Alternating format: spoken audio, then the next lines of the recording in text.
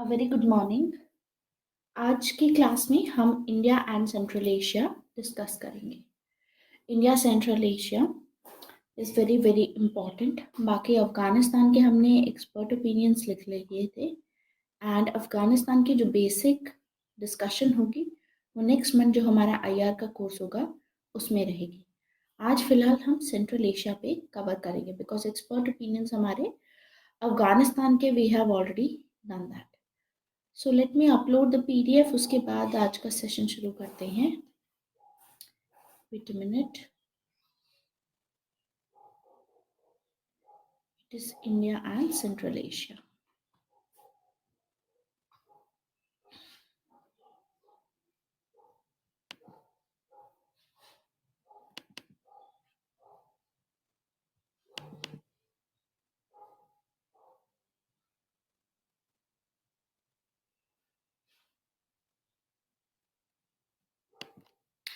तो India central Asia में देखिए, सेंट्रल एशिया की इंडिया के लिए इम्पोर्टेंस बहुत है।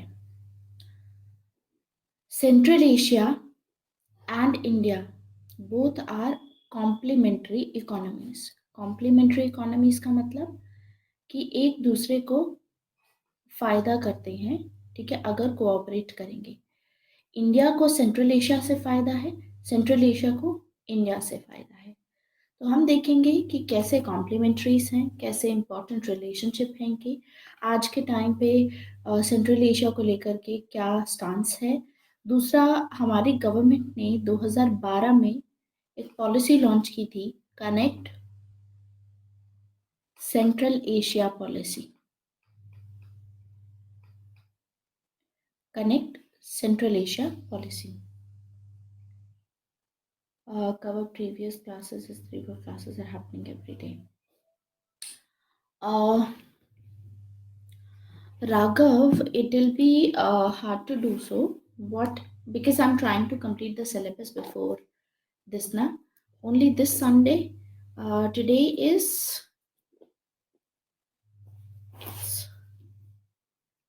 Wednesday.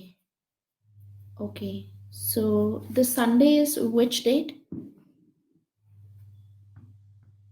1st of December. Okay, fine. I'll do that. I'll give you a off.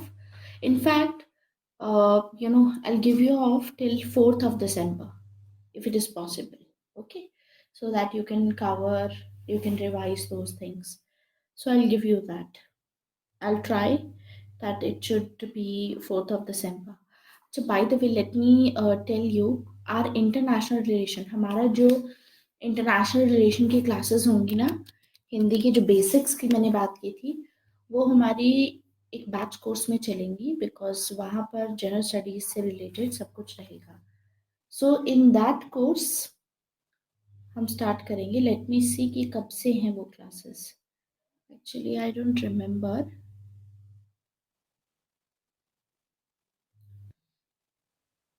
Am I audible now?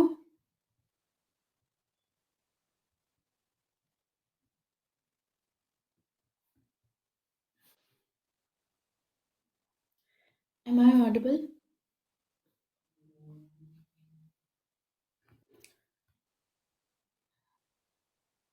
अब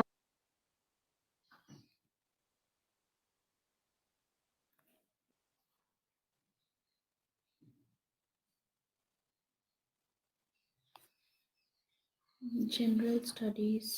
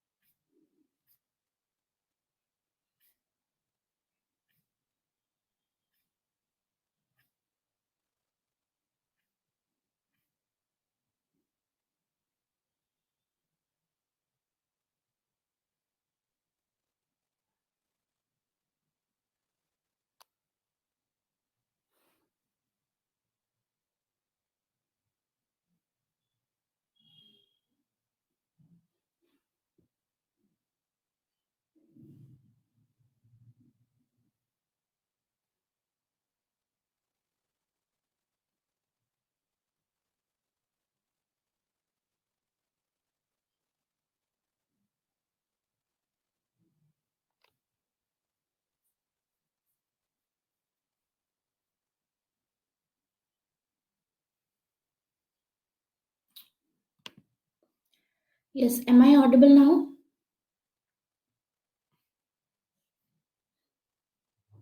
ओके ओके। तो हमारी इंटरनेशनल रिलेशन की जो बेसिक्स वाली क्लास होंगी वो स्टार्ट होंगी 20th of December से, जिसमें हम बेसिक से एकदम 0 से 100 पे इंटरनेशनल रिलेशन बहुत ही डिटेल में कवर करेंगे। माइनस एक्सपर्ट ओपिनियन होगी लेकिन ये क्लास, क्योंकि जनरल स्टडीज के पर्सपेक्टिव से होगी, हमारे पीएसआईआर में भी हमको हेल्प करेगी, but it will be minus expert opinion, क्योंकि एक्सपर्ट ओपिनियन सिर्फ हमारे यहाँ पर काम आते हैं। We basically require that in PSIR optional only, not in general studies paper. खैर, शुरुआत करते हैं सेंट्रल एशिया की। तो 2012 में central connect central Asia launch होगी। हाँ, जीएस बेस्ड क्लासेस होंगी ये। जीएस का बेसिकली जनरल स्टडीज का कोर्स है फॉर प्री एंड मेंस 2020। ठीक है, प्री एंड मेंस 2020 का बैच बहुत बड़ा है, वो जून में स्टार्ट हुआ था। ठीक है, उसमें एक बार एनरोल कर लेना। उसमें क्योंकि मेरी आईआर की क्लासेस चलेंगी 2-2 घंटे की वहाँ पर, तो हम वहीं पे कवर कर लेंगे। तो इससे फ़ायदा क्या होगा कि हमें अलग से सेपरेटली कवर करने की ज़रूरत नहीं पड़ेगी, वहाँ से कवर हो जाएगा हमारे बेसिक्स। उसके बाद हम जनवरी या फेब के शुरुआत में आईजीपी शुरू करेंगे, दैट इज पॉलिटी शुरू करेंगे। Polity, India Japan expert opinion नहीं हुआ है अभी तक। ओके, तो आज इंडिया जापान एक्सपर्ट ओपिनियन भी कर लेंगे, पहले सेंट्रल एशिया कवर करते हैं। ठीक है, once we finish central Asia, उसके बाद देखते हैं इंडिया जापान के जो भी एक्सपर्ट ओपिनियन के नोट्स थे। हाँ, 2-4 एक्सपर्ट ओपिनियन लिखने हैं, तो उसमें ज़्यादा टाइम नहीं लगेगा। ठीक है, तो पहले सबसे पहले लोकेशन देखते हैं सेंट्रल एशिया के। As you can see on this map that this is India. देखिए सेंट्रल एशिया कितना पास में है। पहले सेंट्रल एशिया को मैं आउटलाइन कर देती हूँ। ये रफली आई am just showing you, this is central Asia. Central Asia में अफगानिस्तान नहीं आता, ये चीज़ भी आपको याद रखनी है। This is central Asia. Russia के साथ में डायरेक्ट बॉर्डर है। पहले ये रशिया का पार्ट हुआ करता था, यूएसएसआर का। ठीक है, 1990 तक। 1990 में जब इसका कोल्ड वॉर एंड होगा, डिसइंटीग्रेशन होगा यूएसएसआर का, तो ये कंट्रीज अलग हो जाएंगी। तो बाई 1996 ये कंट्रीज होगा एंड 5 कंट्रीज बनेंगी। सो देर आर 5 सेंट्रल रिपब्लिक्स। ये भी सेंट्रल एशिया में 5 कंट्रीज हैं। जैसे साउथ एशिया में 8 कंट्रीज हैं, वैसे ही यहाँ पर 5 कंट्रीज हैं। Kazakhstan, Uzbekistan, Turkmenistan, Kyrgyzstan and Tajikistan, ये 5 कंट्रीज आती हैं। अब इसमें एक और इम्पॉर्टेंट चीज आपको दिख रही होगी, दैट ये देखिए दिस इज अफगानिस्तान, कितना छोटा सा यहाँ पर you know this is Afghanistan, how small this is. बहुत छोटा सा एरिया है जो हमारा कनेक्ट करवाता है हमको अफगानिस्तान से। So this is Afghanistan as you can see, and इसके ऊपर है central Asian republics, and this is India. अब इंडिया का ये जो सेक्टर है, this sector that I am showing, this is Pakistani occupied Kashmir. क्योंकि इंडिया को एक्सेस नहीं है इस पे, दैट इज वाई हम डायरेक्टली यहाँ से सेंट्रल एशिया में कनेक्ट नहीं कर पाते।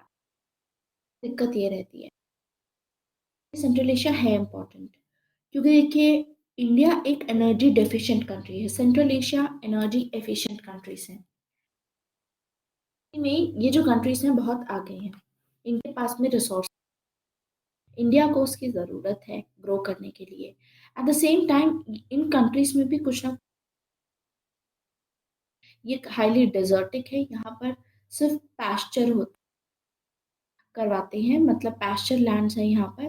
पैस्चर लैंड्स क्या होते हैं, जिसमें शीप वगैरह भेड़ वगैरह चराते हैं, तो यहाँ पर डेयरी प्रोडक्ट्स होते हैं, लेकिन यहाँ पर एग्रीकल्चर नहीं हो पाता। तो एग्रीकल्चर के लिए ये इंडिया पे डिपेंडेंट रह सकता है।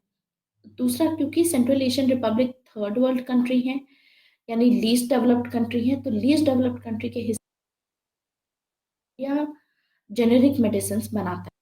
मेडिसिन ब्रांडेड मेडिसिन से सस्ती होती हैं, जिसके चलते अगर हम यहाँ पर सेल करते हैं, तो यहाँ के जो लोग हैं वो गरीब हैं, तो यहाँ पर अफोर्ड कर पाएंगे उन फार्मास्यूटिकल प्रोडक्ट्स को जो इंडिया बनाता है।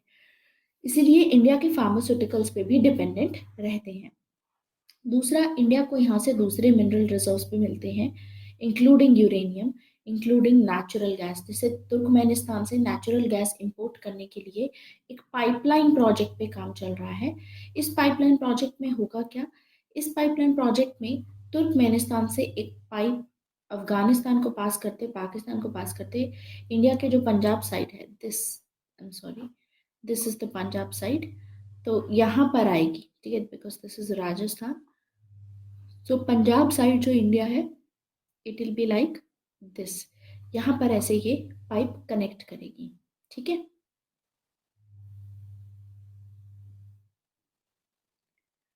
आपको सुनाई दे रहा है?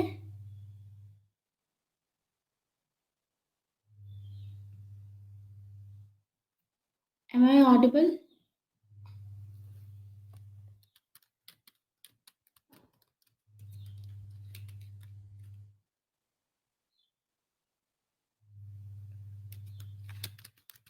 Okay wait.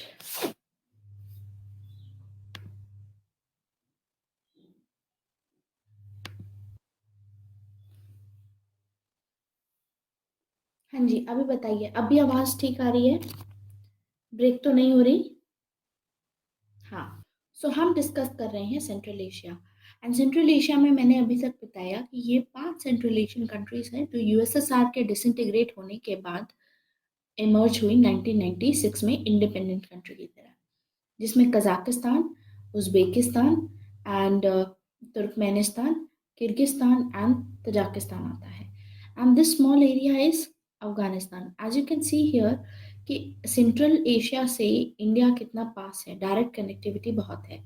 लेकिन because this region is Pakistani occupied Kashmir, ये पाकिस्तान ने ऑक्यूपाई कर रखा है, गिलगित बाल्टिस्तान रीजन है, तो इंडिया को यहाँ से डायरेक्ट एक्सेस नहीं मिलता है इधर वाली साइड। बिकॉज डायरेक्ट एक्सेस नहीं मिलता है तो हमारे लिए कुछ ना कुछ चैलेंजेस हो जाते हैं।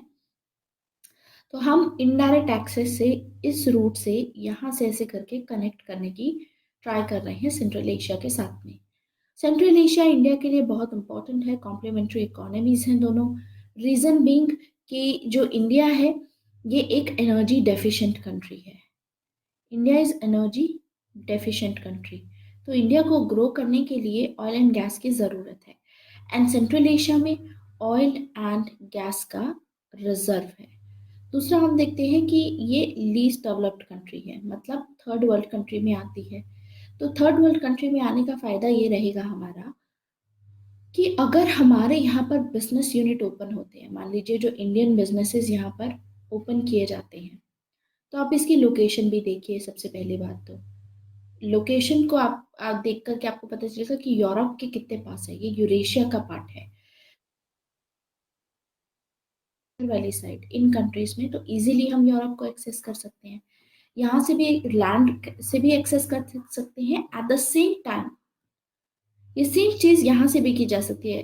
Water is a cheap transport, तो कैस्पियन सी से, यहाँ से जॉर्जिया से पास होते हुए, ब्लैक सी से पास होते हुए हम यहाँ पर एक्सेस कर सकते हैं आसानी से, या फिर यहाँ से पास करते हुए स्ट्रेट के थ्रू बाकी सभी कंट्रीज में एक्सेस कर सकते हैं। This is Europe.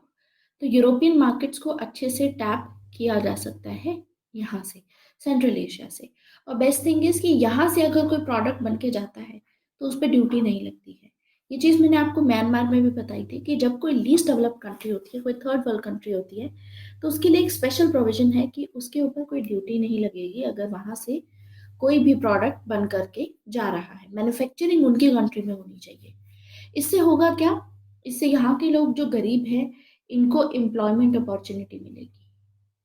They will get the employment opportunity, और लोकल पॉपुलेशन होगी यहाँ पर, तो इनकी इकोनॉमी को फायदा होगा, स्टैंडर्ड ऑफ लिविंग राइज होगा।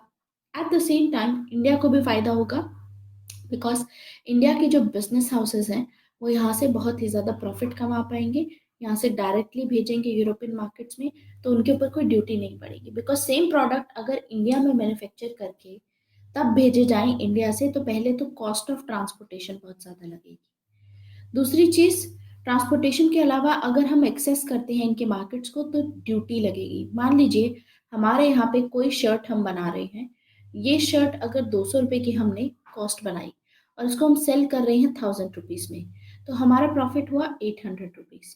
यहाँ पर जाकर के, यहाँ पर मान लीजिए कोई शर्ट बन रही है यूरोप में, वो शर्ट बन रही है 2000 की, तो उसके हिसाब से हमारी ज़्यादा इफेक्टिव है, लोग इसको ज़्यादा परचेज करेंगे because it is of 1000 rupees, same quality की शर्ट है। देन वी सी दैट ये शर्ट यहाँ पर जाएगी, क्योंकि ड्यूटी लगेगी, तो इसको कम्पिटिटिव बनाने के लिए, क्योंकि एक डेवलपिंग कंट्री से जब चीज़ जाती है तो कम्पिटिटिव बनाने के लिए उस पर ड्यूटी लगाई जाती है, टैक्स लगाया जाता है, इम्पोज किया जाता है। तो ये सेम 1000 रुपीज़ की शर्ट यहाँ जा करके मान लीजिए इस पे 1000 रुपीज़ का और टैक्स लगा दिया, तो अब ये कम्पिटिटिव बन गई। अब ऐसा नहीं है कि उनकी प्रेफरेंस होगी इंडिया के प्रोडक्ट को खरीदने की लोगों की। दूसरी चीज़ रहती है इसमें कि ये जो 1000 रुपीज़ गए हैं, ये 1000 रुपीज़ से हमको फायदा नहीं हुआ। ये जो ड्यूटी आई है ये इंडिया को नहीं मिलेगी, ये ड्यूटी यूरोपियन कंट्रीज को ही मिलेगी। तो यानी अपने प्रोडक्ट पे तो वो फायदा कमा ही रहे थे, एट द सेम टाइम हमारे प्रोडक्ट पे भी वो लोग प्रॉफिट कमा रहे हैं। तो कहीं ना कहीं उन्हीं को फायदा करेगा ये, और हमको फायदा नहीं करेगा। उन्हीं का प्रोडक्ट बिकेगा, अगर बाई चांस हमारा बिकता भी है तो उनका 1000 रुपीज़ का उसमें फायदा होगा, हमारा सिर्फ 1800 होगा। सो ये चीज़ हमें देखने को मिलती है। लेकिन अगर किसी लीस्ट डेवलप्ड कंट्री से जाती है, सबसे पहली चीज़, ये सेम चीज़ जो 200 रुपये में यहाँ बनी है इंडिया में, ये सेम चीज़ यहाँ पर 100 रुपये की बनेगी, क्योंकि लेबर बहुत चीप अवेलेबल है, मटेरियल रिसोर्सेज वगैरह चीप अवेलेबल रहता है। तो यहाँ पर हम देखेंगे कि 100 रुपये की शर्ट बनेगी, और उसको अगर आप अब 1000 रुपीज़ की बेच रहे हो, या मान लीजिए उसको 900 की बेची जा रही है, ठीक है, तो 900 की आप सेल कर रहे हो तो भी यहाँ पर 800 का प्रॉफिट हुआ। दूसरी चीज कि यहाँ पर कोई ड्यूटी इम्पोज नहीं होगी, there will be no duty that will be imposed. तो जितना आपने लागत लगाई है उसके ऊपर जो आप प्रॉफिट जनरेट कर रहे हो, उसके ऊपर कोई ड्यूटी नहीं लग रही है अब यहाँ पे। तो फायदा सिर्फ यहाँ होगा, इंडियन बिजनेस हाउसेस का होगा, सेंट्रल एशिया का फायदा होगा, एंड इंडिया का फायदा होगा। तो इस तरीके से कॉम्प्लीमेंट्री है। ठीक है, दूसरा हम देखते हैं फार्मास्यूटिकल से रिलेटेड। मैंने आपको बताया कि फार्मास्यूटिकल्स में इंडिया में जो ब्रांडेड मेडिसिन होती हैं उनको, उनकी जेनेरिक मेडिसिन बनाई जाती हैं, अफोर्डेबल मेडिसिन बनाई जाती हैं, क्योंकि central Asian countries poor countries हैं, यहाँ पर लोग अफोर्ड नहीं कर सकते हैं ब्रांडेड मेडिसिन को। तो इसीलिए जेनेरिक मेडिसिन जो फार्मास्यूटिकल प्रोडक्ट्स हैं इंडिया के, उनकी बहुत डिमांड रहती है सभी लीस्ट डेवलप्ड कंट्रीज में। तो हमारी जो डिमांड है वो मिडल ईस्ट में भी है फार्मास्यूटिकल्स की, साउथ ईस्ट एशिया में भी रहती है, सेंट्रल एशिया में हमारी डिमांड रहती है इसकी, लैटिन अमेरिका, अफ्रीका में, इन सभी कंट्रीज में फार्मास्यूटिकल्स की बहुत डिमांड है, इंडिया की जो जेनेरिक मेडिसिन इंडिया बनाता है उनकी। तो एक तो ये चीज़ इम्पोर्टेंट है। दूसरा हम देखते हैं कि सेंट्रल एशिया में नेचुरल गैस और ऑयल वाइज बहुत ही ज़्यादा रिसोर्सेज हैं। तो उस हिसाब से तुर्कमेनिस्तान को अगर हम देखते हैं तो यहाँ पर नेचुरल गैस का रिजर्व बहुत अच्छा है। One of the world largest reserves of natural gas is there in Turkmenistan. तो तुर्कमेनिस्तान से अफगानिस्तान पास होते हुए, पाकिस्तान पास होते हुए पंजाब तक एक पाइपलाइन बनाने की बात की जा रही है। This is a pipeline project, इसका नाम क्या है? तापी। इसके अलावा हम एक और पाइपलाइन प्रोजेक्ट बना रहे हैं ईरान के साथ में, जो ईरान पाकिस्तान से पास करती हुई इंडिया वाली साइड आएगी। So this is going to be IPI pipeline. लेकिन हम देखते हैं इन सभी पाइपलाइन प्रोजेक्ट में कहाँ तक काम हुआ है। इन सभी प्रोजेक्ट में यहाँ तक काम होना शुरू हो गया है, तुर्कमेनिस्तान से अफगानिस्तान होते हुए पाकिस्तान तक काम हो चुका है। पाकिस्तान क्योंकि आगे अलाउ नहीं करता है, इसीलिए ये चीज़ इंडिया तक एक्सटेंड नहीं हुई। ऐसे ही इंडिया और पाकिस्तान के बीच में जो पाइपलाइन का काम चल रहा था आईपीआई का, वो हो चुका है। यहाँ से पाकिस्तान की इंडिया से कनेक्टिविटी ये मिसिंग है। ठीक है, सो this is not working out. So this is IPI and this is Tapi pipeline. इसके अलावा हम सेंट्रल एशिया में एक इम्पॉर्टेंट प्रोजेक्ट भी देखते हैं जो हमारे लिए बहुत इंपॉर्टेंट है। Let us talk about that project. Project का नाम है INSTC। INSTC प्रोजेक्ट में क्या है, यहाँ पर देखिए ये रशिया है ऊपर, रशिया के पास में इधर रहेगा सेंट्स, इधर कहीं, यहाँ रशिया है, तो सेंट पीटर्सबर्ग।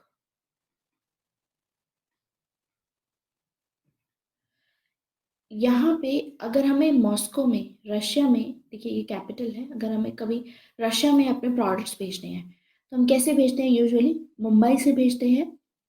ये पूरा इधर से घूम करके यहाँ से जाता है, ठीक है, स्विस कनाल से यहाँ से जाता है, फिर घूम करके आगे फिर यहाँ पर जाएगा। Let me show you the complete map for that INSTC का। As you can see here कि यहाँ से मुंबई से स्टार्ट होगा और यहाँ से शुरुआत होगी, यहाँ से शुरुआत होगी, पहले यहाँ जाता है, ठीक है, या तो यहाँ से इस तरीके से घूम के जाता है रशिया में हमारा जो भी हम सेंड करते हैं प्रोडक्ट सेंट पीटर्सबर्ग को, या फिर दूसरा इसका रूट होता है जिसमें यहीं से शुरुआत होगी और यहाँ से फर्दर इस तरीके से यहाँ पर जाता है रशिया में और यहाँ पर ये हमें देखने को मिलता है। अब this is going to be a very big route. हालांकि यूजुअली जो हम देख रहे हैं वो इस तरीके से ही जाता है और इस तरीके से जब जाता है तो बहुत टाइम लगता है। ये ऑलमोस्ट 16,000 किलोमीटर्स, 35 डेज लगते हैं इसको भेजने में। मतलब कोई शिपमेंट अगर मुंबई से चली और उसको सेंट पीटर्सबर्ग रशिया में पहुंचना है तो 1 महीने से ज़्यादा लग जाएगा। और इसकी वजह से क्या होता है, जो भी प्रोडक्ट्स हम बेचते हैं यहाँ तक जाते जाते उसमें ट्रांसपोर्टेशन कॉस्ट भी ऐड हो जाएगी, बहुत टाइम भी लगता है उसको भेजने में, इसीलिए वो प्रोडक्ट बहुत ज़्यादा एक्सपेंसिव हो जाता है comparatively. It becomes expensive and इसकी वजह से उसकी जो कम्पिटिटिवनेस होती है वो भी डाउन हो जाती है। तो इसीलिए 2000 में 2000 ईयर में ये साइन किया गया था agreement between Russia, Iran and India. इन्होंने मिल करके 1999 में इस प्रोजेक्ट पे काम करना शुरू किया था कि हम एक international north south transport corridor बनाएंगे बेटर कनेक्टिविटी के लिए। उसके बाद इनमें सब मीटिंग्स हुई और अग्रीमेंट साइन किए गए आगे 2002 के आसपास। ये सब इसमें कंटिन्यू रहेगा। तो हम देखते हैं कि ये जो आपको ब्लू वाला रूट दिख रहा है ये ऑलमोस्ट 16,129 किलोमीटर्स लॉन्ग है, जिसको क्रॉस करने में कम से कम 35 डेज लगते हैं। 35 डेज। इसकी वजह से इंडिया के एक्सपोर्ट्स भी बहुत ज़्यादा महंगे हो जाते हैं, लेस कॉम्पिटिटिव हो जाते हैं यहाँ से अगर इन्हें यूरोपियन मार्केट्स में भेजा जाए तो at the same time it does not provide access to the Asian heartland. हमको ये यहाँ से हमें सेंट्रल एशिया के पास में इधर नहीं भेज पाते हैं इसके थ्रू, इसी रूट के through. So we see that कि और साथ ही साथ क्योंकि ये मिडल ईस्ट के पास से निकलता है, this is Middle East as you see, और मिडल ईस्ट में क्राइसिस चल रहा है। क्योंकि मिडल ईस्ट में क्राइसिस चल रहा है तो sometimes we also face this problem कि यहाँ से एक तो पायरेसी है, पायरेट्स होते हैं, ये लूट लेते हैं, ठीक है। दूसरी चीज हम देखते हैं कि मिडल ईस्ट में ही भी क्योंकि टर्मोइल है तो ऐसा शिपमेंट्स जो यहाँ से निकलते हैं उनको टेररिस्ट ग्रुप से नुकसान होता है, ठीक है। डेंजर बना रहता है कि ये टेररिस्ट ग्रुप यहाँ से इस क्योंकि ऑयल वगैरह भी पास करता है तो ये लोग लूट सकते हैं ऐसे पूरे शिपमेंट को, इससे नुकसान होगा काफी। So what we see is कि इससे अच्छा है इसको हटा करके एक और चीज प्रपोज की गई थी जो 1999 में, वो नया रूट प्रपोज किया गया था। नया रूट कैसा होगा कि ये ऐसे घूम करके ना जाए, रादर सीधा मुंबई से स्टार्ट हो, ईरान पहुंचे, ईरान से रोड और रेलवे नेटवर्क के थ्रू आगे यहाँ कनेक्ट किया जाए, यहाँ से सी के थ्रू अलग पोर्ट से कनेक्ट किया जाए, फिर वहां से रशिया कनेक्ट किया जाए। और ये जो है, ये जो आपको रूट दिख रहा है इसमें ज़्यादा टाइम नहीं लगेगा। दिस इज 6,000 समथिंग रूट, तो 6,000 किलोमीटर का है, इसमें हार्डली 10 to 12 डेज लगेंगे। तो ऑलमोस्ट हम देखते हैं कि इसमें 1/3 हो जाएगा टाइम जितना लगता था पहले शिपमेंट को भेजने का, 1/3 लग जाएगा। तो almost this project is of 7,200 long multi modal network जिसमें शिप रूट भी रहेगा, रेल भी रहेगा, रोड भी रहेगा, जो कि इंडिया को रशिया के साथ में कनेक्ट करेगा via central Asia, Europe, via Iran. तो इससे फायदा क्या होगा कि इसी रूट के थ्रू हम यहाँ ईरान के पास से, यहाँ से इस तरीके से सेंट्रल एशिया के साथ में भी हम अपना कर सकते हैं एक्सेस। और दूसरी चीज कि सेंट्रल एशिया को लेकर के एक अशगाबाट एग्रीमेंट साइन हुआ था, इंडिया उसका पार्ट है, इंडिया ने भी साइन किया है। तो आईएनएसटीसी को अशगाबाट के साथ में मर्ज किया जा रहा है। इसकी बात चल रही है कि इन दोनों को मर्ज किया जाए सभी कंट्रीज, ताकि आपस में सेंट्रल एशियन कंट्रीज को भी इसका फायदा हो, ठीक है, उनको भी एक्सेस मिले ऐसे कॉरिडोर का, and at the same time India को यहाँ पर एक्सेस मिल जाएगा इन कंट्रीज में। तो ऐसा नहीं है कि this is a new concept. 1999 के बाद ये मूट हुआ था सब्जेक्ट, और इनिशिएट किया गया था इन 2000, एंड ये अग्रीमेंट साइन हुआ था 2002 में। तो इस रूट में इंडिया, ईरान, अजरबैजान, रशिया, ये सभी रहेगा।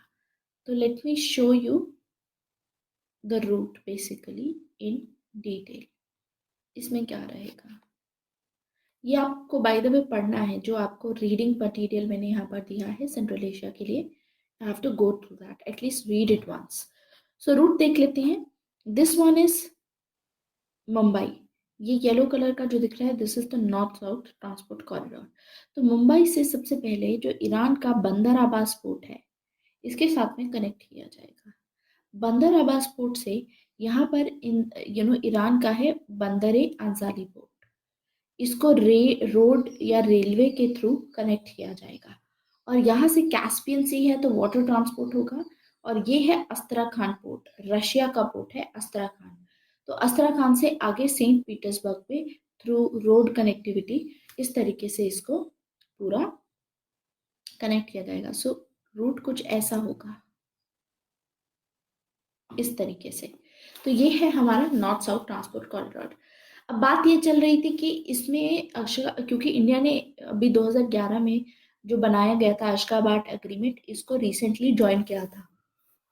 अशगाबाट एग्रीमेंट भी एक multi modal transport and transit corridor है, जो सेंट्रल एशिया को पर्शियन गल्फ के साथ में, जो पर्शियन गल्फ कंट्रीज आपको दिख रही हैं, ये कनेक्ट करेगा इसके साथ में।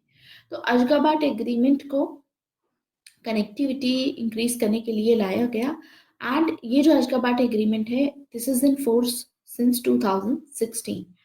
तो बात ये चल रही है कि इसको इसके साथ में मर्ज किया जाए, क्योंकि इसके भी रूट्स आसपास से चल रही हैं, तो इससे इसका जो एरिया होगा, एरिया ऑफ इन्फ्लुएंस, वो बहुत ज़्यादा रहेगा और भी ज़्यादा फायदा होगा। तो यूजुअली हम जब सेंट्रल एशिया जाते हैं तो हम डायरेक्ट तो जा नहीं सकते, बिकॉज पाकिस्तान डिनाइज इट। तो हम जाते हैं मुंबई से बंदर अब्बास पोर्ट, बंदर अब्बास या चाबहार पोर्ट भी हम एक्सेस कर सकते हैं, ये इंडिया ने ही बनाया है, चाबहार पोर्ट। और यहाँ से इस रूट से जाते हुए हम जाते हैं अफगानिस्तान ने एक रोड बनाई है, रोड का नाम है जारांस देलाराम रोड। इस रोड के थ्रू होते हुए इंडिया आगे जाएगा, इस रोड के थ्रू होते हुए आगे कनेक्ट करेगा सेंट्रल एशिया में। अभी इनडायरेक्टली इस तरीके से हो रहा है, क्योंकि पाकिस्तान हमको एंट्री अलाउ नहीं करता है direct, that's why. So this is what we are relying on. तो थोड़ा सा आईएनएसटीसी के बारे में भी आप पढ़िएगा, दिस इज सुपर इंपॉर्टेंट। बाकी मैप वाइज थोड़ा सा और आइडिया होना चाहिए, as you can see here कि कैस्पियन सी के पास में कौन कौन सी कंट्रीज हैं। मैप सेक्शन देखिए, जब भी इंटरनेशनल रिलेशन कवर करते हैं, जिस भी कंट्री को कवर कर रहे हैं, उसका मैप सेक्शन अच्छे से देख लीजिएगा, बिकॉज ये ऐसा नहीं है कि सिर्फ मेंस के लिए इंपॉर्टेंट है, this is very important for pre point of view. तो पूछा जा सकता है ये यूपीएससी में। As you can see this is the Astrakhan port, यहाँ पर है बंदर ए अंजाली पोर्ट इधर, एंड ये कनेक्ट करेगा इस तरीके से। बाकी दिस इज अजरबैजान, अजरबैजान भी इसका पार्ट है, एक तो सी से कनेक्ट होगा और दूसरा डायरेक्टली अजरबैजान के थ्रू भी रशिया अगर चाहे तो इस तरीके से भी कनेक्ट हो सकता है, ठीक है। अजरबैजान भी इसका पार्ट है। तो रिमेंबर दैट इसकी कैपिटल क्या है, Baku. And this is Kazakhstan. अब कजाकिस्तान इसका सबसे बड़ा जो कंट्री है वो कजाकिस्तान है। यहाँ पर है लेक बालकाश, ये भी इंपॉर्टेंट है। दिस इज आरएल सी, 2018 में इस पे क्वेश्चन आया था आरएल सी पे। Then there is this Uzbekistan आ जाता है, यहाँ पर तुर्कमेनिस्तान है, तुर्कमेनिस्तान की कैपिटल है अशगाबाद। एंड अशगाबाद में ही ये साइन किया गया था, इसीलिए इसका नाम अशगाबाद एग्रीमेंट है। Then comes Tajikistan and Kyrgyzstan. तो उज्बेकिस्तान एक लैंड लॉक्ड कंट्री है। तो एक और चीज़ याद रखनी है कि उज्बेकिस्तान की बॉर्डर नहीं है कैस्पियन सी के साथ में। कैस्पियन सी के साथ में एक तो रशिया का बॉर्डर है, अजरबैजान का, ईरान का एंड कजाकिस्तान का एंड तुर्कमेनिस्तान का। ये बार बार मैप देखोगे तो अपने आप अच्छे से याद हो जाएगा आपको। This is important. खैर, अब एक एक करके सेंट्रल एशिया की जो इम्पोर्टेंट इम्पोर्टेंट चीज़ें मैप्स के थ्रू मैंने आपको एक्सप्लेन करी, like INSTC and all. Let us see from the notes perspective कि इम्पोर्टेंस क्या है सेंट्रल एशिया की। देखिए, सबसे पहले तो एनर्जी सिक्योरिटी के बारे में मैंने आपको बता ही दिया है कि how important it is energy security wise. Energy security में इंडिया को चाहिए, इंडिया की डिमांड है हाइड्रोकार्बन यानी गैस और मिनरल रिसोर्सेज की, जिसमें यूरेनियम भी आता है। इंडिया के काफ़ी जोग्राफिकली क्लोज है, तो अगर हमें इंपोर्ट करना होता है यहाँ से हमारा काफ़ी फ़ायदा होता है। लेकिन बिकॉज इसमें पाकिस्तान डायरेक्ट कनेक्टिविटी प्रोवाइड नहीं करता है, तो यहाँ पर थोड़ी डिफिकल्टी आ जाती है। तो लेकिन हम इनडायरेक्ट एक्सेस के थ्रू, चाबहार पोर्ट के through, we are trying to access it. फिर आगे देखते हैं strategic location.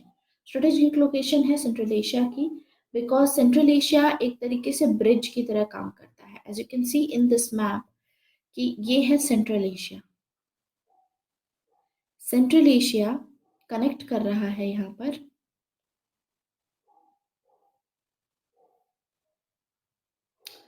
This is East Asia,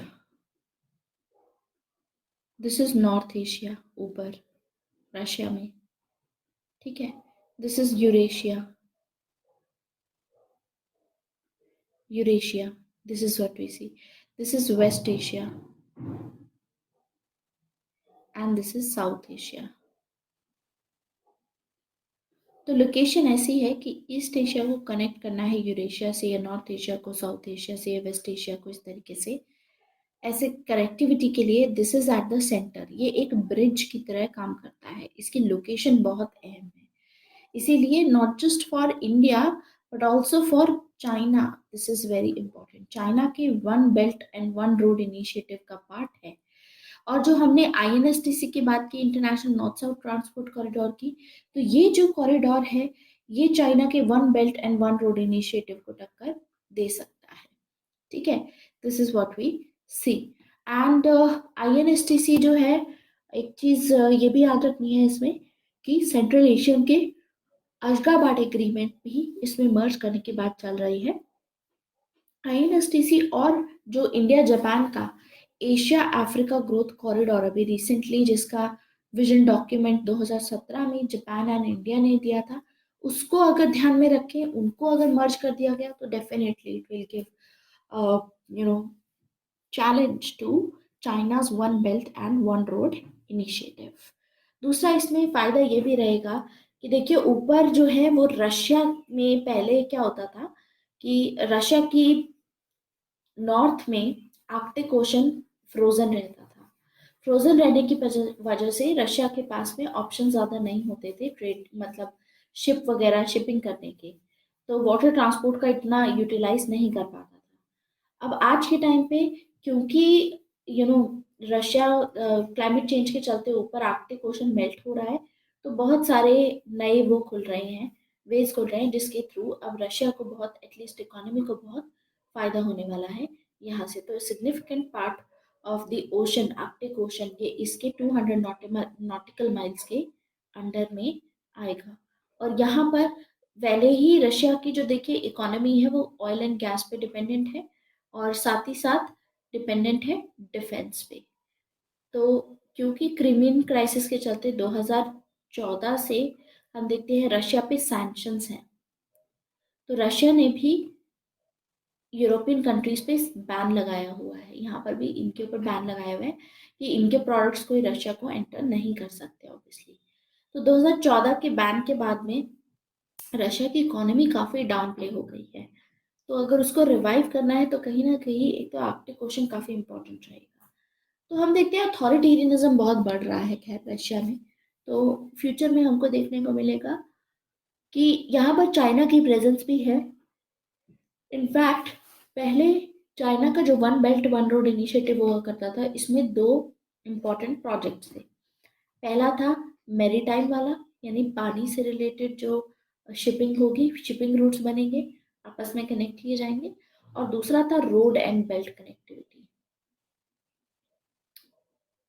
road belt बनाई जाएगी, जो रोड बेल्ट बनाई जाएगी, road and railways belt connectivity यहाँ पर लैंड के थ्रू, लैंड रूट था। लेकिन उसी के साथ में अब चाइना ने पोलार रूट भी अनाउंस किया है। पोलार रूट क्या होगा? यहाँ से आर्कटिक ओशन के साथ में कनेक्ट किया जाएगा। क्योंकि देखिए, जैसे इंडिया की पोजीशन है एनर्जी सिक्योरिटी को लेकर के, रशिया की सॉरी चाइना की पोजीशन भी सेम है। एनर्जी सिक्योरिटी के लिए चाइना को भी एनर्जी की रिक्वायरमेंट है, और सेंट्रल एशिया से हमारी तो अभी एंगेजमेंट उतनी नहीं है सेंट्रल एशियन कंट्रीज के साथ में। 2012 में ही हमने पॉलिसी लेकर के आए और कनेक्ट करना शुरू किया है। लेकिन चाइना काफ़ी कुछ काम कर चुका है यहाँ पर। चाइना की बहुत अच्छी कनेक्टिविटी है, ट्रेडिंग वगैरह जो इन कंट्रीज के साथ में होती है वो काफ़ी ज़्यादा है। लेकिन हम देखते हैं कि चाइना को लेकर के गुडविल नहीं है यहाँ पर, क्योंकि चाइना कहीं पे भी होता है हार्ड लोन्स प्रोवाइड करता है। हार्ड लोन्स में आपको हाई इंटरेस्ट रेट पे लोन प्रोवाइड करेगा, इन्वेस्टमेंट तो प्रोवाइड कर देगा जो भी इंफ्रास्ट्रक्चर बनाएगा। सेकेंड थिंग इज, इसके चलते डेट ट्रैप होने का बहुत बड़े चांसेस हैं, बिकॉज इतने हार्ड लोन्स दे रहा है चाइना, तो ऑब्वियसली ये कंट्रीज चाइना पे ही डिपेंडेंट हो जाएंगे, और एक तरीके से चाइना यहाँ पर अपना डोमिनेंस दिखाएगा इस रीजन में। This is what we see. Next thing is कि चाइना के लिए भी ये बहुत इंपॉर्टेंट रीजन है सेंट्रल एशिया, बिकॉज चाइना के वेस्टर्न एरिया में इधर की साइड अगर आप देखो तो यहाँ पर हैं उइगुर मुस्लिम्स। वेस्टर्न पार्ट में उइगुर मुस्लिम्स हैं, इनके साथ में काफ़ी ऑपरेशन किया जाता है चाइना। तो इसीलिए यहाँ पे अफगानिस्तान का जो टर्मोइल है, अगर उसको हमको कवर करना है, उसको कंटेन करना है, जो भी टेररिज्म यहाँ से एमिनेट हो रहा है अफगानिस्तान की साइड से, तो चाइना और इंडिया दोनों को इस पे काम करना पड़ेगा सेंट्रल एशियन कंट्रीज के साथ में मिल करके, टू कंटेन दैट। क्योंकि जो डायरेक्ट कंट्रीज होती हैं, डायरेक्ट नेबरहुड होता है, वही कंटेन कर पाता है। तो इसीलिए इंडिया यहाँ पर सेंट्रल एशियन कंट्रीज के साथ में इंगेज कर रही है, चाइना भी इंगेज कर रही है टू कंटेन दी टेररिज्म, ताकि टेररिज्म यहाँ से बाहर, मतलब इसी को यहीं पे कंटेन किया जाए, इसका स्पिल ओवर इफेक्ट ना हो, जो अफगानिस्तान में फिलहाल हमें ये डेंजर बहुत ही लर्क कर रहा है। क्योंकि अब यूएसए भी यहाँ से पुल आउट कर जाएगा, सारे ट्रूप्स वगैरह जा रहे हैं अकॉर्डिंग टू ट्रम्प्स डिसीजन। तो लेकिन ट्रम्प ने ये साथ ही साथ ये भी बोला अफगानिस्तान की पॉलिसी को लेकर के कि आने वाले टाइम में ये कभी यूएसए डिसाइड नहीं करेगा कि कितना पुल आउट होगा। यूएसए कभी भी इंक्रीज भी कर सकता है, डिक्रीज भी कर सकता है।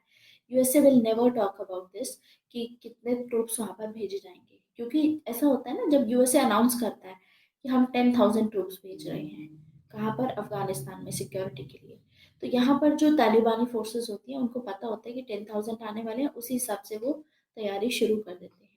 तो अब बताया नहीं जाएगा, नंबर अनाउंस नहीं किया जाएगा, रादर डिप्लॉय कर दिए जाएंगे। तो ये बहुत ही इंपॉर्टेंट और सेंसिटिव एरिया है, और सेंट्रल एशिया इसमें बहुत इंपॉर्टेंट रोल प्ले कर सकता है टेररिज्म को कंटेन करने में यहाँ पर। So this area is very, very important. Another thing regarding Central Asia is Shanghai Cooperation Organization. Shanghai Cooperation Organization security aspect से बहुत इंपॉर्टेंट है, और रिसेंटली इंडिया एंड पाकिस्तान इसके फुल टाइम मेंबर्स बन गए हैं।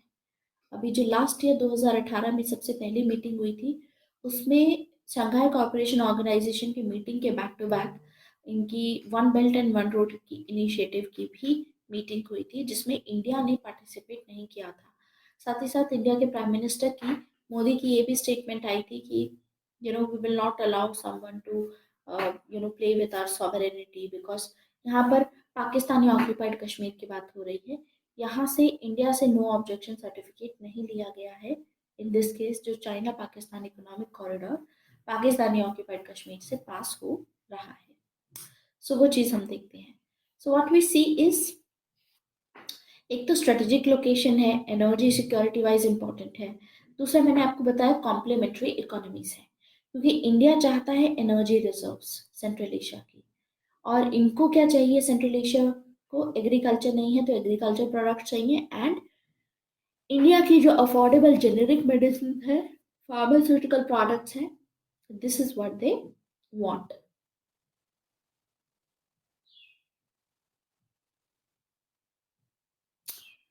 नेक्स्ट, सिक्योरिटी वाइज जब हम देखते हैं तो security wise challenge of terrorism की मैंने बात की, नारकोटिक्स ट्रैफिकिंग यहाँ पर होता है।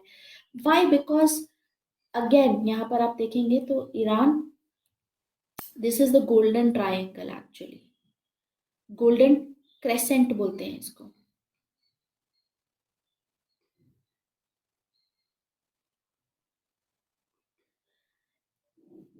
ईरान, अफगानिस्तान, पाकिस्तान, यहाँ पर ओपियम प्रोडक्शन होता है, तो ड्रग्स ट्रैफिकिंग भी यहाँ से बहुत बढ़ती है, अफगानिस्तान, पाकिस्तान, ईरान से। तो ये सेम चीज़ अगर हमें कंटेन करनी है तो सेंट्रल एशिया से ये हम डायरेक्टली टैप कर सकते हैं, हम यहाँ से रोक सकते हैं, इधर इनके बॉर्डर से एटलीस्ट यहाँ एमिनेट करने से रोका जा सकता है। दूसरी चीज़, पाकिस्तान वाली साइड से हम यहाँ पर इंडिया वाली साइड से तो हम बॉर्डर क्रिएट किया ही हुआ है, that this does not happen, we are trying to contain it. लेकिन कहीं ना कहीं इसको अगर हमें रोकना है, गोल्डन क्रेसेंट को, ड्रग ट्रैफिकिंग को, तो सेंट्रल एशिया का इसमें इम्पॉर्टेंट रोल बहुत ही रहेगा। Next is central Asian countries और इंडिया मिल करके अफगानिस्तान में नॉर्मलेसी ला सकते हैं। आपको पता है अफगानिस्तान में टर्मोइल चल रहा है, तो नॉर्मलेसी लाई जा सकती है। दूसरा हम देखते हैं कि रीजनल कोऑपरेशन वाइज तो जो 4 सेंट्रल एशियन कंट्रीज हैं, तुर्कमेनिस्तान को छोड़ करके बाकी सभी जो कंट्रीज हैं वो शंघाई कोऑपरेशन ऑर्गेनाइजेशन का पार्ट है। तो ये भी पूछा जा सकता है, which are the following countries are part of Shanghai Cooperation Organisation. Next thing is central Asia India के एक्सटेंडेड नेबरहुड का पार्ट है। देखिए, इंडिया ने सबसे पहले अपनी जो पॉलिसी लॉन्च की थी 1992 में, right after opening it's economy, जब हमने एलपीजी रिफॉर्म्स इंट्रोड्यूस किए थे, जब हमने एलपीजी रिफॉर्म्स 1991 में इंट्रोड्यूस किए थे, 1992 में ही हम लुक ईस्ट पॉलिसी की हम शुरुआत करेंगे, जिसमें we were basically trying to tap the South East Asian economies. ठीक है, लेकिन अभी 2014 में जब prime minister Modi came to power, तो लुक ईस्ट को ट्रांसफॉर्म करके एक्ट ईस्ट पॉलिसी किया गया, और एक्ट ईस्ट में, लुक ईस्ट में सिर्फ 10 जो साउथ ईस्ट एशियन कंट्रीज थी, इन पे फोकस किया जा रहा था। एक्ट ईस्ट पे पूरे एशिया पैसिफिक पे फोकस किया जाएगा।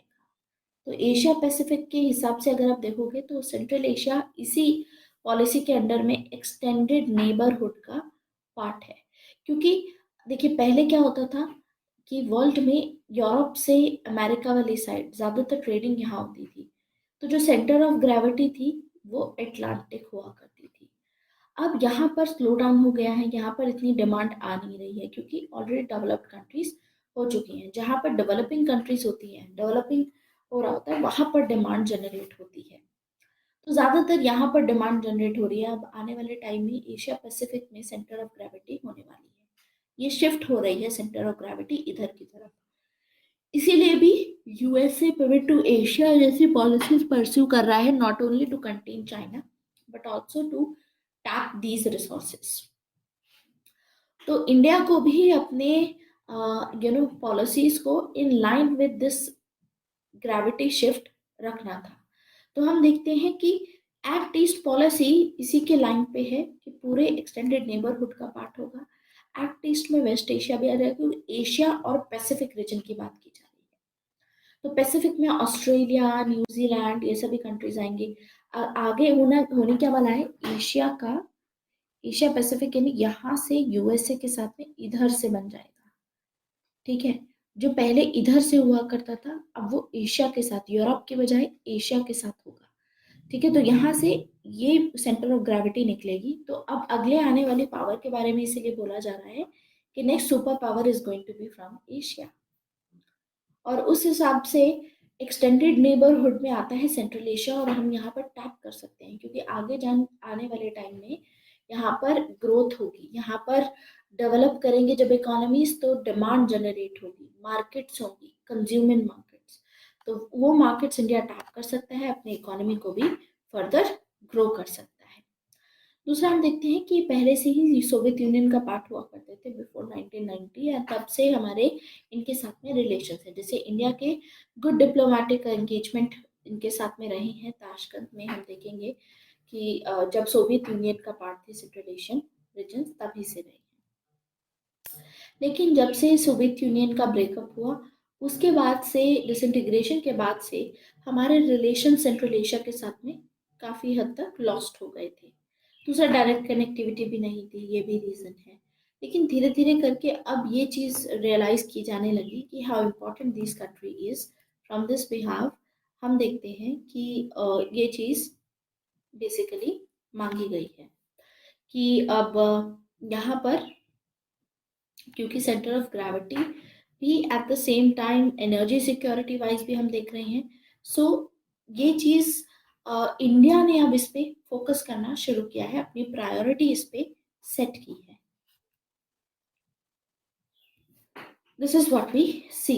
तो Tapi and IPI pipeline projects अभी जिसकी मैंने बात की, यहाँ से चल रहे हैं ये projects, they are not moving because of Pakistan and Afghanistan. इसकी वजह से तो तीन की लोकेशंस है सेंट्रल एशिया को एक्सेस करने की। डायरेक्ट एक्सेस तो अलाउड नहीं होता पाकिस्तान की वजह से। फर्स्ट इज चाबहार और बंदर अब्बास पोर्ट के through. Next is Bamiyan province है अफगानिस्तान के थ्रू, एंड बंदर आजाली ऑन द कैस्पियन सी। यहाँ पे, यहाँ जाकर के एक ये रूट से, और दूसरा यहाँ से अफगानिस्तान से पास करके, नेक्स्ट इज हमारा अफगानिस्तान डायरेक्ट यहाँ से ईरान से। इस तरीके से ये तीन रूट्स हमारे पास पड़ते हैं, ये तीन लोकेशंस रहती हैं। खैर, अभी लेटेस्ट डेवलपमेंट क्या हुई है कनेक्ट सेंट्रल एशिया पॉलिसी में। इंडिया शांघाई कोऑपरेशन ऑर्गेनाइजेशन का पार्ट बन गया है। तो रिसेंटली जो एनुअल समिट्स होंगी अब उसमें भी पार्ट ले पाएगा। तो कहीं ना कहीं अब आपको पता है India is a founding member of INSTC also, which is a multi nation project, जिसके चलते ट्रांसपोर्ट एंड लॉजिस्टिक इंफ्रास्ट्रक्चर बहुत इम्प्रूव होगा। तो इंडिया तो वैसे भी चाबहार पोर्ट फुली फंक्शनल अभी हो चुका है, एंड और भी स्टेजेस में काम चल रहा है चाबहार पोर्ट में। And at the same time we see Ashgabat agreement, India ने ये भी साइन कर लिया है, और साथ में international transport and transit corridor भी चल रहा है सेंट्रल एशिया के साथ में भी, और पर्शियन गल्फ के साथ में भी कनेक्ट कर पाएगा। साथ ही साथ तापी की बात चल रही है कि इस साल के एंड तक कंप्लीट हो जाएगा तापी। यहाँ तक तो काम कर रहा है अभी। इंडिया तक पाकिस्तान की कनेक्टिविटी की वजह से काम नहीं हो पा रहा है। देखिए, ये कुछ लेटेस्ट डेवलपमेंट्स हैं। बाकी क्या फ़ायदा हो सकता है अशगाबट एग्रीमेंट से या INSTC से, ये चीज़ आपको यहाँ से डायरेक्टली रीड कर लेना, कौन कौन से इम्पोर्टेंट इसमें रूट्स रहेंगे। रादर कंट्रीज इम्पोर्टेंट है, रूट से ज़्यादा कंट्रीज इम्पोर्टेंट है। अब अग्रीमेंट तो साइन हुआ, लेकिन इसमें कुछ प्रॉब्लम्स हैं, कुछ चैलेंजेस हैं हमारे सामने, कुछ कंस्ट्रेंट हैं। कंस्ट्रेंट ये है कि INSTC 2000 में आइडिया डाला गया था, और 2002 में इसका एग्रीमेंट भी साइन किया गया था। 2019 आ चुका है और अभी तक कुछ काम नहीं हुआ है। रीजन बिंग कि INSTC का कोई स्ट्रॉन्ग इंस्टीट्यूशनल मैकेनिज्म नहीं है। ठीक है, तो ऑपरेशनल ग्राउंड्स पे इसमें ऑपरेशनल इश्यूज बहुत ज़्यादा आ जाते हैं। दूसरा हम देखते हैं कि उसके अलावा प्रॉब्लम्स यहाँ पे परसिस्ट कर रही हैं related to customs procedure and documentation. And apart from that, we see that there are issues relating to the funding of the infrastructure. जो इंफ्रास्ट्रक्चर यहाँ पे बनाया जाएगा, जैसे रोड और रेल रूट बनाए जाएंगे, वो इंफ्रास्ट्रक्चर के लिए फंडिंग कहाँ से आएगी? आपको क्या लगता है, from where this funding will come? Any idea about it? देखिए, तीन पार्टीज हैं। ईरान के ऊपर सैंक्शंस हैं, रशिया के ऊपर भी सैंक्शंस हैं। इंडिया के पास में इतना पैसा है नहीं, ठीक है, कि इंडिया अपने ही कंट्री का नहीं कर पा रही है। इंडिया मतलब इंफ्रास्ट्रक्चर फंडिंग बाहर का कैसे करेगा? तो इंटरनेशनल ऑर्गेनाइजेशन से तो किया ही जा सकता है, जैसे world bank, Asian development bank, इन सब से लिया जा सकता है, ट्रू। लेकिन उसमें भी इनकी इकोनॉमीज, आप लोन ले रहे हो, फंडिंग ले रहे हो, तो आपको वापस भी लौटानी पड़ेगी वो फंडिंग, करेक्ट? कहाँ से लौटाओगे जब ये दोनों कंट्रीज पे सैंक्शंस लगे हुए हैं, और इंडिया इतना बर्डन शेयर नहीं कर सकता है कि एक पूरा इंफ्रास्ट्रक्चर प्रोजेक्ट इंडिया इसमें अपना स्पॉन्सर करे या इंडिया उसमें वापस करे। We can not take the burden, right. हमारे डोमेस्टिक नीड्स ही अभी इतनी है कि हमारी डोमेस्टिक नीड्स भी फुलफिल नहीं हो पा रही है। Next thing is low level of existing containerisation of the route. अभी देखिए कंटेनर्स में ये सामान लेकर के जाया जाएगा from one place to another. इससे होगा क्या कि जो कंटेनर्स होंगे उस पर एक स्पेशल टैग लगा होगा। तो जैसे पहले क्या होता था कि जब भी क्रॉस करना होता था बॉर्डर, तो सबसे पहले उस कंटेनर को खोला जाएगा, उसमें सामान दूसरे उसमें लादा जाएगा, दूसरे उसमें कंटेनर में, और सारी चेकिंग होगी। तो इसमें कम से कम हर एक जगह पे 2 से 3 दिन का काफ़ी उसमें वो रहेगा। ठीक है। तो INSTC में इसलिए प्रपोज किया गया कि एक जो ट्रक मान लीजिए एक जगह से चलता है, तो उसको इस तरीके से जो जो भी कंटेनर जा रहा है उस कंटेनर को बिल्कुल भी छेड़ा नहीं जाएगा। उस कंटेनर पे जो टैग लगा होगा उस टैग की वजह से ही उसको बिना चेकिंग के सीधा भेजा जाएगा। रीजन बिंग कि आपस में ये चीज इन्होंने डिसाइड की है कि पहले ही ये लोग सील करके अच्छे से मॉनिटर करके उसको भेजेंगे। दूसरी चीज इसमें रहती है कि कॉमन बॉर्डर क्रॉसिंग रूल्स नहीं है अभी तक, ये साइन ही नहीं किया इन कंट्रीज ने जो भी पार्टिसिपेट कर रही हैं। देखिए अगर इंडिया में कोई और रूल है कि कंटेनर जाते हैं और उसको उनकी चेकिंग होनी चाहिए, ऐसे ही ईरान में अपने रूल होंगे, तो सबसे पहले तो कॉमन बॉर्डर रूल्स होने चाहिए इसको स्मूथ फंक्शनिंग के लिए, वो प्रेजेंट नहीं है। दूसरा हम देखते हैं कि रोड और रेल कनेक्टिविटी के थ्रू तो हायर टैरिफ आएगा। एक बार को वाटर से अगर मूवमेंट होती है वाटर ट्रांसपोर्ट से, वो चीप है। लेकिन रेल एंड रोड ट्रांसपोर्ट तो बहुत बहुत वहां से बंदर अब्बास पोर्ट से जो जाएगा वो काफी महंगा कर देगा इसको। दूसरा वैगन की शॉर्टेजेस भी हैं कि जिनमें सामान लाद करके इस तरीके से शिप्स में या जो ट्रेन्स हैं उसमें भेजा जाएगा, तो वो भी शॉर्टेज है उसमें। उसमें भी इंफ्रास्ट्रक्चर नहीं है कि इतना जल्दी भेजा जाए कि 10 से 12 दिन में ही चीज़ें पहुंच जाएं। दूसरा हम देखते हैं कि सिक्योरिटी प्रॉब्लम भी है यहाँ पर। ईस्ट में आप देखोगे इस्लामिक इंसर्जेंट्स हैं, आईसिस है यहाँ पर। ठीक है, इसकी वजह से। दूसरा होता है कि वेस्ट के रूट में देखोगे आप तो अफगानिस्तान पड़ जाता है, वहां से भी प्रॉब्लम्स। तो इसकी वजह से जो भी सामान यहाँ से जा रहा है उसकी इंश्योरेंस कॉस्ट बहुत हाई रहेगी। इंश्योरेंस कॉस्ट, क्योंकि जो भी सामान आप भेज रहे हो, कोई भी मान लीजिए यहाँ से डीलर सामान भेज रहा है इंडिया से रशिया में, तो उसको अपने सामान की बाई चांस कोई लूट लेता है या कोई डैमेज कर देता है, तो उसको इंश्योरेंस भी रखनी पड़ेगी। बहुत करोड़ों का सामान वो भेज रहा होगा, तो उस सिचुएशन में इंश्योरेंस कॉस्ट भी उसको भेजने की बहुत हाई रहेगी, बिकॉज इतने डेंजरस सिचुएशन से ये निकल रहा है, बिकॉज ईस्ट वेस्ट दोनों साइड पे टर्मोइल है। यहाँ पर तो मिडिल ईस्ट क्राइसिस है, यहाँ पर अफगानिस्तान वाला प्रॉब्लम है। तो इसके बीच में से निकल करके इस तरीके से कनेक्टिविटी बनाई गई है, तो इसके अपनी कंस्ट्रेंट्स हैं। ठीक है, तो सेंट्रल एशिया पॉलिसी को थोड़ा सा पढ़ लेना, और अगर क्वेश्चन आता है आपका जनरल स्टडीज में तो पॉइंट्स में लिखना, that is more important. And yeah, we are done with Central Asia. We have seen how important it is, Central Asia. अब आगे हम डिस्कस करते हैं इंडिया जापान के जो एक्सपर्ट ओपिनियंस रह गए थे। Let's go for that. India Japan हमने कवर तो कर ही लिया था, बस कहाँ तक, कौन सा एक्सपर्ट का ओपिनियन लिख रहे थे हम। IR के लिए PDF में अभी रुको, वेट अ मिनट। जो बेसिक IR के लिए पढ़ने के लिए जो PDF है, लेट मी शेयर दैट, जो आपको पढ़नी है पार्ट 1 में शेयर कर देती हूँ।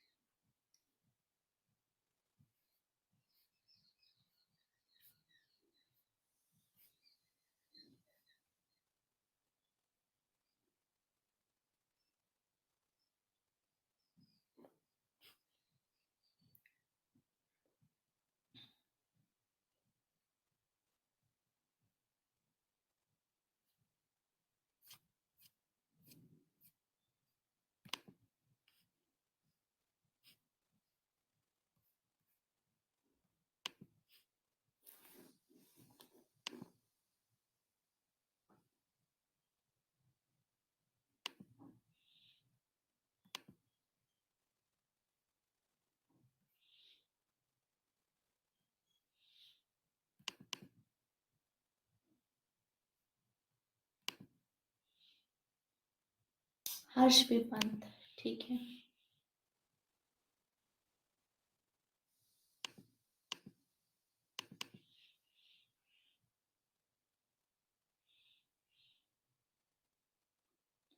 बिल्कुल भी नहीं लिखा था हमने हर्षवी पंत का व्यू। वो एक्चुअली उस दिन एरर आ गया था ना। ओनली 2 लाइन्स, हाँ वी हैव टू राइट, लेकिन सही बोल रहे हो, ठीक है।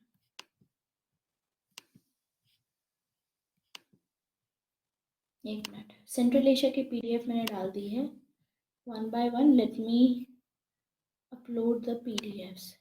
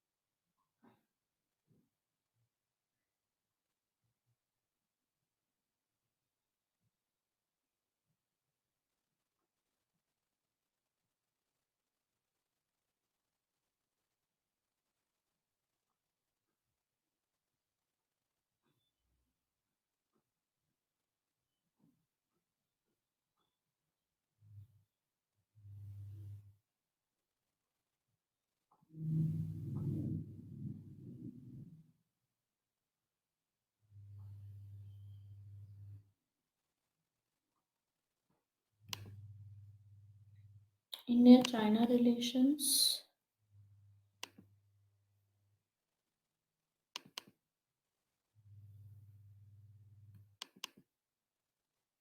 India Africa,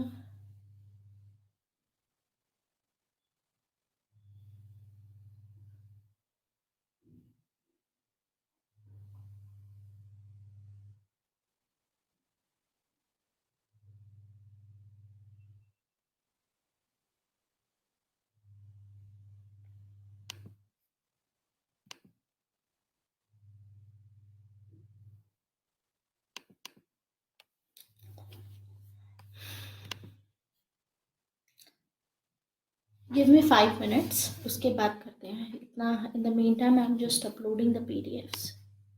take a break of 5 minutes. India Nepal,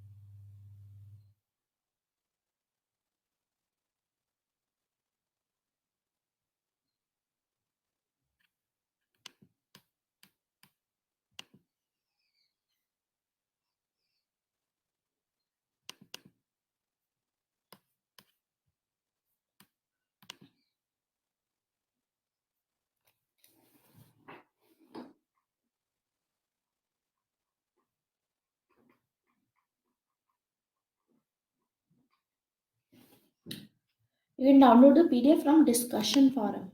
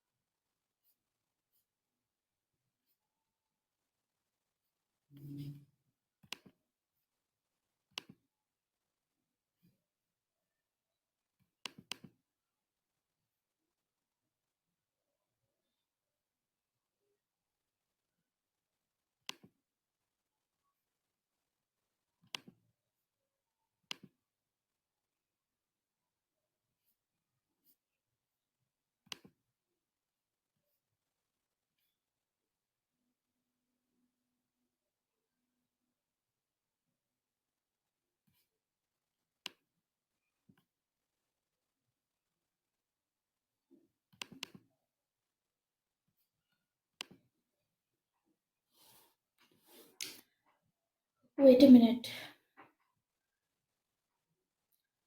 अभी एक्चुअली मैं सारी आईआर से रिलेटेड पीडीएफ अपलोड कर रही हूँ, तो थोड़ा सा टाइम लग रहा है।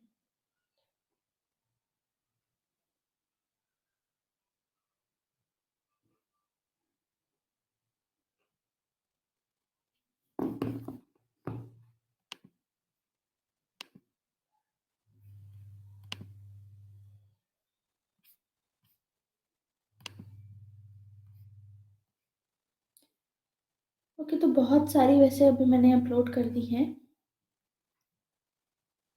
अ, बाकी जो बची हैं वो भी कर देती हूँ, उसके बाद कंटिन्यू करते हैं सेशन।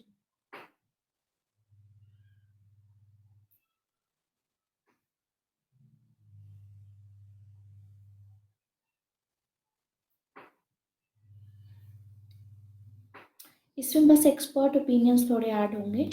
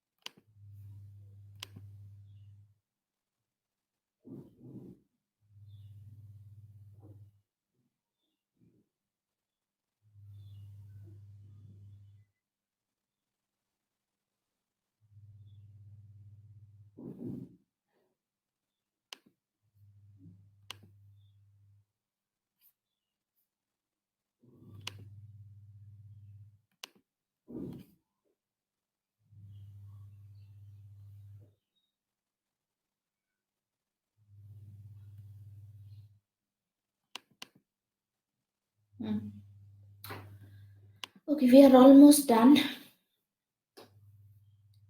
Almost done. अच्छा, लिबरलिज्म वाली मैंने पीडीएफ्स नहीं डाली है अभी तक। स्कूल्स वाली नहीं डाली है ना? Let me do that also. Idealist school और आपका जो रियलिस्ट स्कूल था, आई थिंक वो पीडीएफ्स भी अच्छी हैं। तो let me do that also.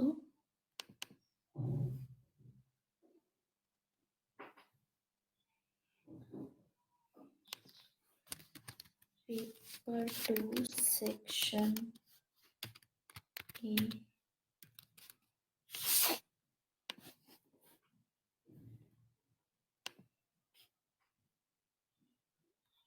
and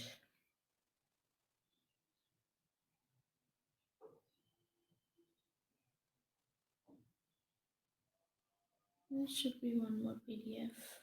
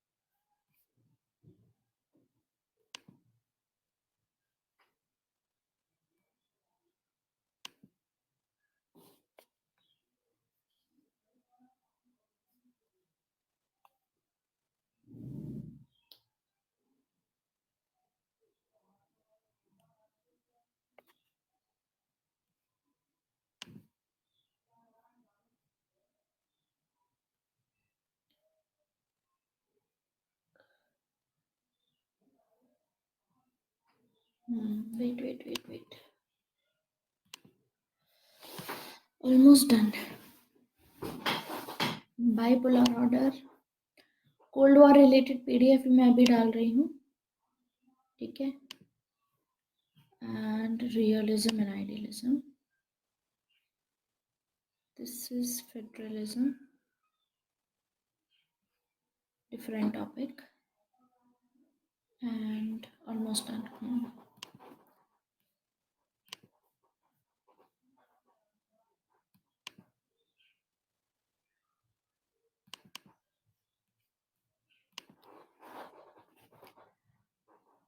Hi Karthik. Okay, wait a minute. At the same time, I'll add you.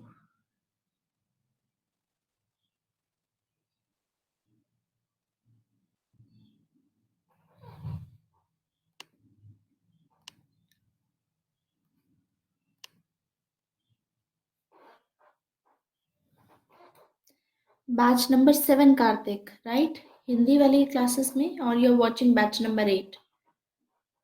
Which sessions you are following? 7. Okay.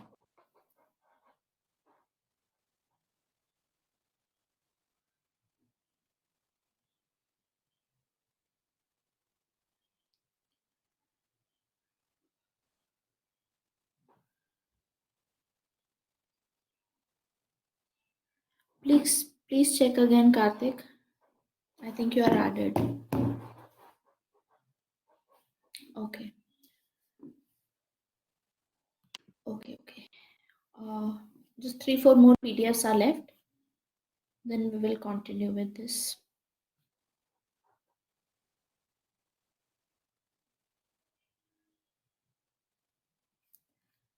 Okay, done. Post Cold War, bipolar, realism and idealism.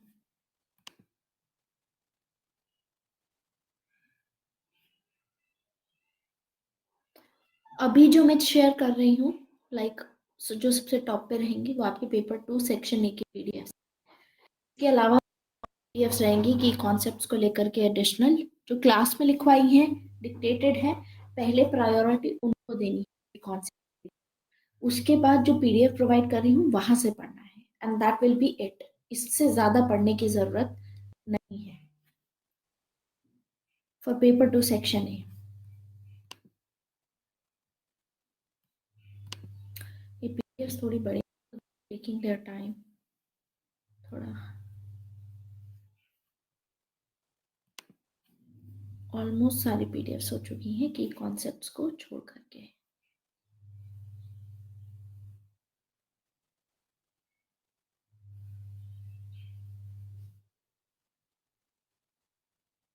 I think nuclear security doctrine की भी बची है,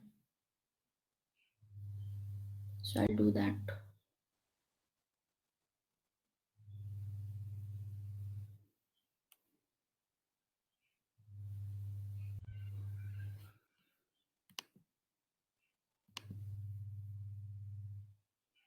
voice problem हो रही है? Am I audible clearly? Breaking. Okay,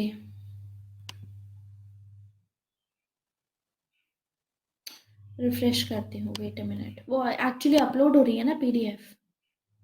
wait, let me right.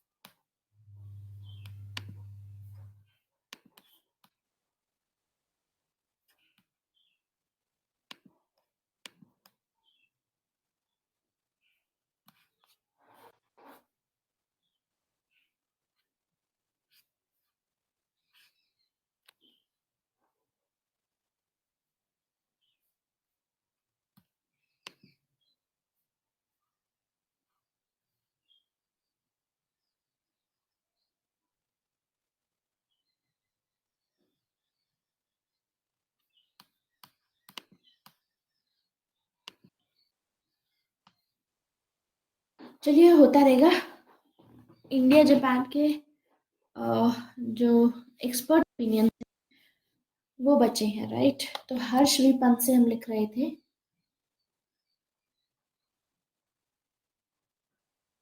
ही हैं बस, वही राइट हमें लिखने हैं। So, Harshvi Pant writes that the relationship between India and Japan is perhaps the best it has ever been because दोनों countries के जो prime minister हैं वो जिस हिसाब से रीजन को देखते हैं, वर्ल्ड को देखते हैं, वो सिमिलर टर्म्स में देखते हैं। ये लाइन हमने लिखी थी। यस राघव, ओके, ये लिख ली थी। आगे लिखिए,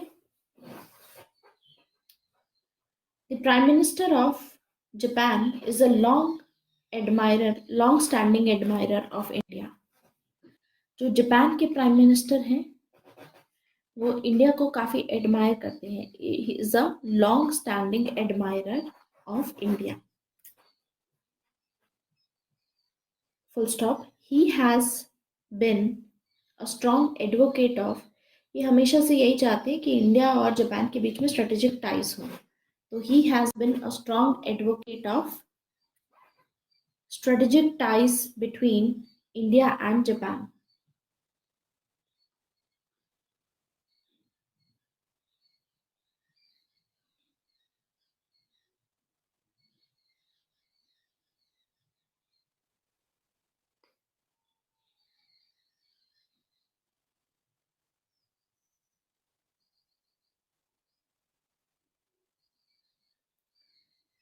okay done, cold war is done.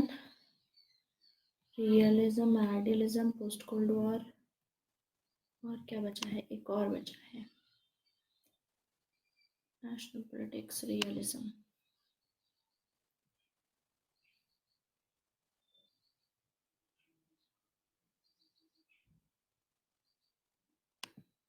Bipolar.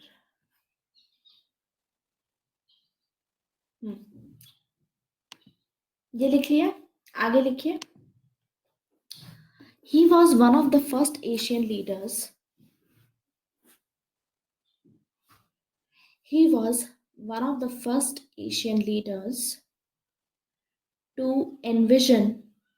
to envision a broader Asia, to envision a broader Asia। ये चाहते हैं कि ब्रॉडर एशिया होना चाहिए, कंट्रीज को एशिया में बेसिकली साथ में मिलकर के, इंडिया और जापान जैसी कंट्रीज को साथ में मिलकर के काम करना चाहिए। Broader Asia, linking the Pacific and Indian Oceans, linking the Pacific and Indian Ocean,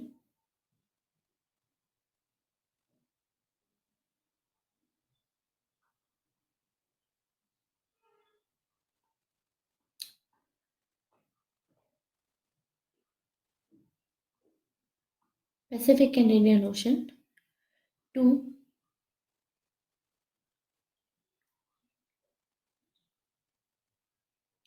from the Indo-Pacific to from the Indo-Pacific, मतलब इसकी जगह पे इंडो पैसिफिक, आपस में लिंकेजेस ऐसे होने चाहिए, इंडो पैसिफिक। अगला लिखिए, सी राजा मोहन, सी Raja Mohan says that C. Rajamohan says that Japan was the only nation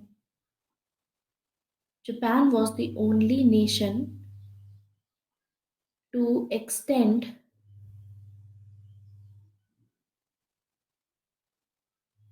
to extend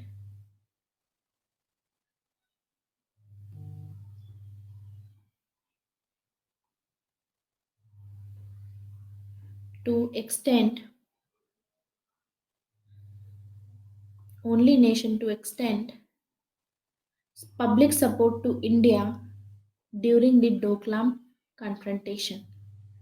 Public support to India during the Doklam confrontation.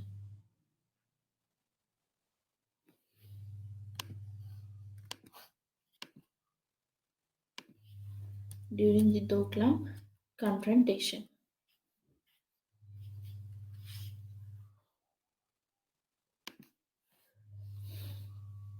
Next लिखिए,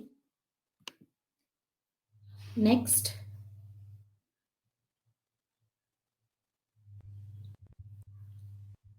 इसी में C Raja Mohan says that द languishing defense military partnership, the languishing मतलब अभी से जो हमारी defence partnership लटकी हुई है, languishing defense partnership is a push, need to be given a push, need a push.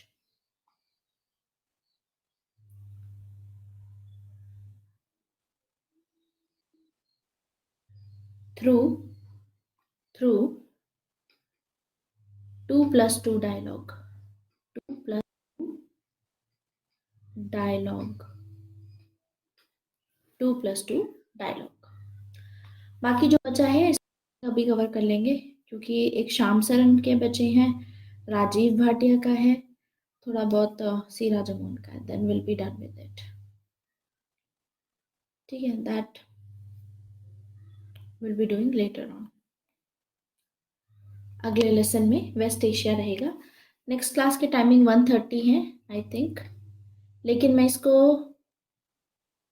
एक बार देख लेती हूँ. हाँ, क्लास का टाइमिंग 1:30 है. हाँ, 1:30 रहेगा. ठीक है, आधे घंटे बाद हम दूसरी क्लास शुरू करेंगे. उसमें पहले इंडिया जापान कवर कर लेंगे, ये जो लिखे हैं शुरू के एक्सपर्ट 2-4, फिर उसके बाद हम डिस्कस करेंगे वेस्ट एशिया.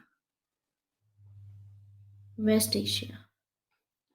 बाकी आज 5:30 पे आपकी आंसर राइटिंग की क्लास है, आंसर राइटिंग की, तो please be live in that class. हम अपना पेपर 1 सेक्शन ए के आंसर राइटिंग के क्वेश्चंस फर्दर डिस्कस करेंगे वहां पर. टॉपिक किसमें रहेगा, अभी तक आपने कोई टॉपिक नहीं लिखा है बस, तो आपको तो जो जिसने जहां तक लिखा है अभी तक, ठीक है, जिसे वेस्टर्न पॉलिटिकल थॉट में नहीं लिखा है, तो I give you questions from western political thought. ठीक है, तो वेस्टर्न पॉलिटिकल थॉट में से अब्बास आप शुरू के 3-4 टॉपिक्स कवर कर लीजिए. ठीक है, रिवाइज कर लेना 5:30 तक. ठीक है, और फिर इसको कंटिन्यू करेंगे. वहां पर मैं आपको दूंगी, साथ ही साथ एक क्वेश्चन दूंगी, पहले उसको चेक करूंगी, फिर दूसरा क्वेश्चन दूंगी, फिर चेक करूंगी. इस हिसाब से हम कवर करेंगे. सो this is it for this class guys. Thank you very much. And बहुत सारी पीडीएफ्स मैंने अभी अपलोड करी हैं, इंक्लूडिंग पेपर 2 सेक्शन ए की, पेपर 2 सेक्शन ए की, उसको फॉलो कर लेना.